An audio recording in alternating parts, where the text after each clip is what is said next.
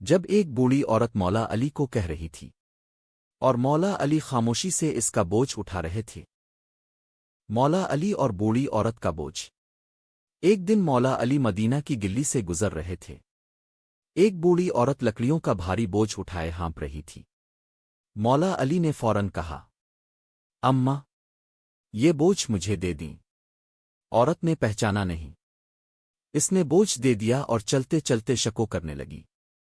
یہ علی بھی عجیب ہیں، لوگوں کا خیال نہیں رکھتے۔ مولا علی خاموشی سے بوجھ اٹھائے چلتے رہے۔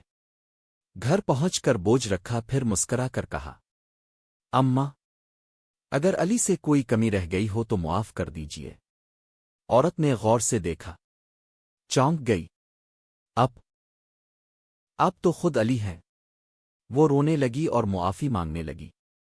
مولا علی نے فرمایا، اماں، میں نے بوجھ تم سے پہلے ہی اٹھا لیا تھا، اب معافی مانگنے کی باری میری ہے۔ سبق: بڑائی عہدے میں نہیں، خدمت میں ہوتی ہے۔ مولا علی نے سکھایا کہ رہنما وہ ہے جو سب سے آگے بوجھ اٹھائے۔ عاجزی دلوں کو جوڑ دیتی ہے۔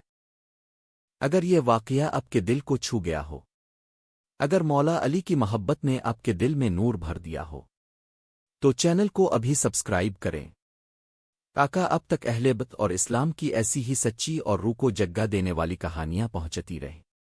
ویڈیو کو لائک کریں تاکہ یہ پیغام زیادہ سے زیادہ لوگوں تک پہنچے۔